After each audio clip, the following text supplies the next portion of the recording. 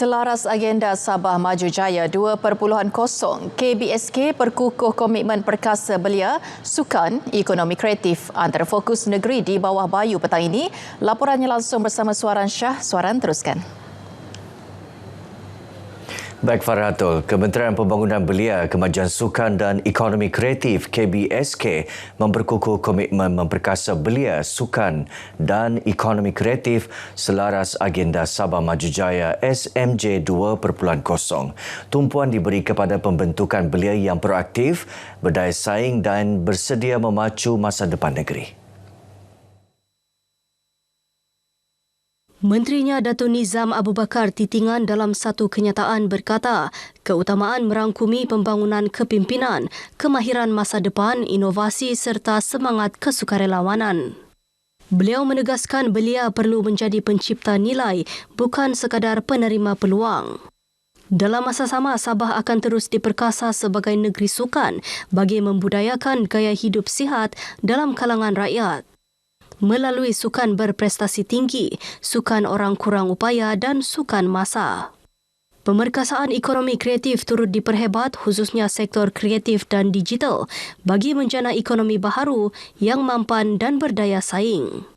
Keseluruhan usaha ini menjadi teras agenda SMJ 2.0 bagi tempoh 2026 hingga 2030.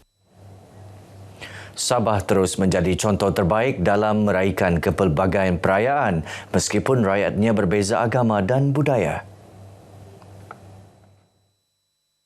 Adun Melalap Datuk Jamawi Jaafar berkata, amalan kunjung mengunjungi semasa musim perayaan menjadi tunjang kepada perpaduan dan keharmonian masyarakat di negeri ini.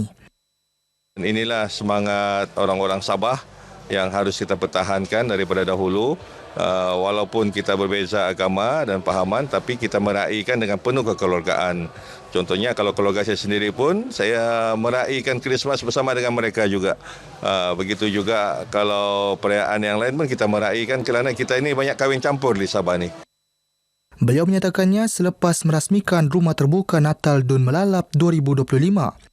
Datuk Jamawi menegaskan sambutan pelbagai perayaan seperti Hari Raya, Krismas, Tahun Baru Cina dan keamatan bukan sekadar tradisi, malah platform mengukuhkan silaturahim serta memupuk sikap saling menghormati dalam kalangan rakyat Sabah. Perpaduan masyarakat berbilang kaum di Sabah terus diperkukuh menerusi penumbuhan pertubuhan pendidikan akhlak CSI Core di Sipitang. Kewujudan pertubuhan ini memberi ruang kepada masyarakat Tionghoa untuk terus bekerjasama dengan suku kaum serta agama lain bagi mempererat hubungan muhibah. Ahli Parlimen Sipitang Datuk Mat Bali Musa berkata, selain memupuk semangat perpaduan, pertubuhan ini juga secara tidak langsung menjadi tonggak kekuatan masyarakat setempat. Bila ada tertubuhnya bangunan ini, yang juga suatu yang kita boleh memikirkan apa yang perlu dilakukan oleh pihak masyarakat Tionghoa dalam memastikan supaya ada kebersamaan dengan suku kaum lain ataupun agama di sini. Beliau ditemui pada majlis pelancaran penubuhan pertubuhan pendidikan akhlak CSI Core Sipitang. Majlis turut disertai 534 wakil dari Malaysia, Brunei dan Singapura melibatkan 53 pertubuhan CSI Core. Sementara itu, Presiden Pertubuhan Pendidikan Akhlak CSI Core Sipitang, Yo Bon Kiat berkata, pertubuhan ini akan menjadi platform penghubung antara kerajaan dan masyarakat dalam aspek pendidikan moral serta kebajikan setempat. Ini satu-satunya petanda ialah CSI Core Sipitang ni, dia sebagai jabatan hubungan antara kerajaan dan juga kepada penduduk setempat, iaitu begitu berkaitan dengan pendidikan moral dan juga sebagai membuat kebajikan kepada masyarakat umum Sipitang.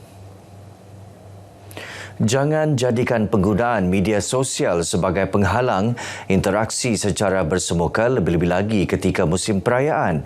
Justru pengguna media sosial perlu terus memelihara keharmonian dengan menjadikan musim perayaan sebagai ruang mengeratkan lagi silaturahim tanpa dibatasi penggunaan gadget.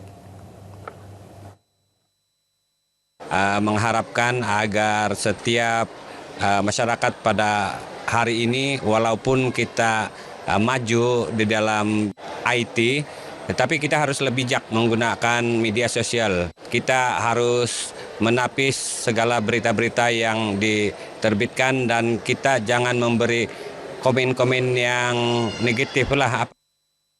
Semoga perkara ini kita akan menjadi lebih matang dalam menggunakan media sosial dan menggunakan media sosial itu sebagai satu media yang lebih mengeratkan perpaduan, lebih mengeratkan silaturahim, khususnya dalam kepelbagaian beragama, khususnya di Malaysia.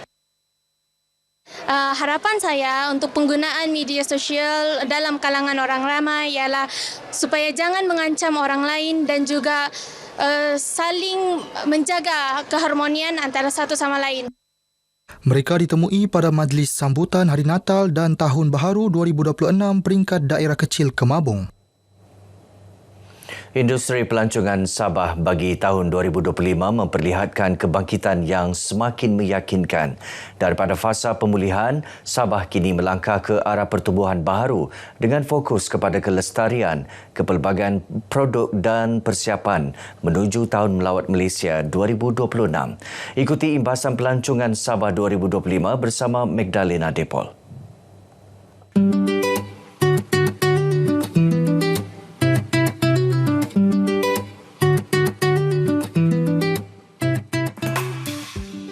Tahun ini bermula dengan pengukuhan asas industri, termasuk naik taraf infrastruktur pelancongan ikonik seperti pintu tim pohon di Taman Kinabalu, di samping persiapan agresif menjelang Visit Malaysia Year 2026. Pemulihan penerbangan dan peningkatan akses udara menjadi pembangkit utama kebangkitan pelancongan negeri. Kedatangan pelancongan antarabangsa telah meningkat. Kalau kita lihat this year's statistic until August, it has reached 1 juta sudah. So it has been growing up because of the air accessibility. Terdapat banyak kolaborasi antara tour agency dengan penerbangan airline, which is good. Kemasukan semula pelancong antarabangsa dari China, Korea dan Eropah memberi limpahan ekonomi kepada sektor perhotelan, perkhidmatan serta komuniti setempat.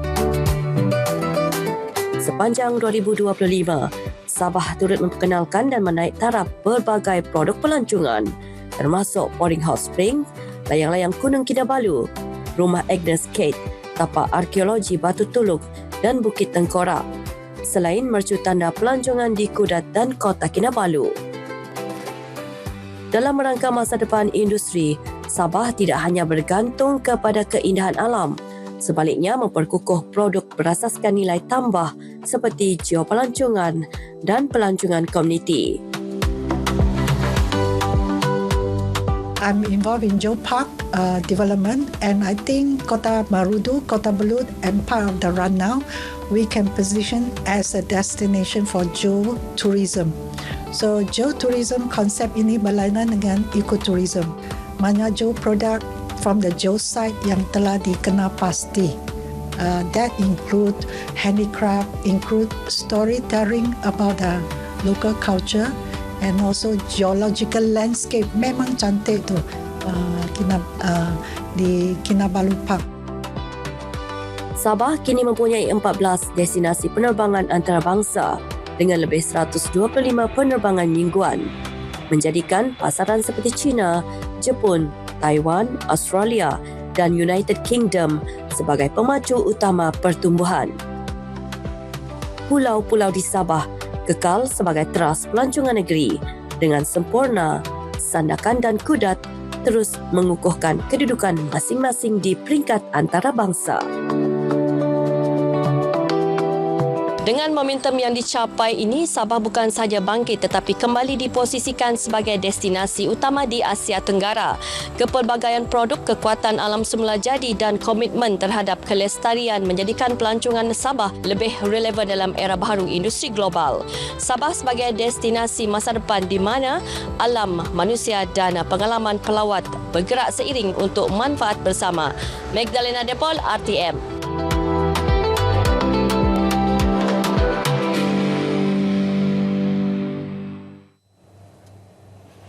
Baik saudara, sekian paparan dari Sabah untuk petang ini. Untuk lebih banyak perkembangan dalam berita wilayah, kembali bersama Farhatul. Salam Malaysia Madani. Silakan Farhatul.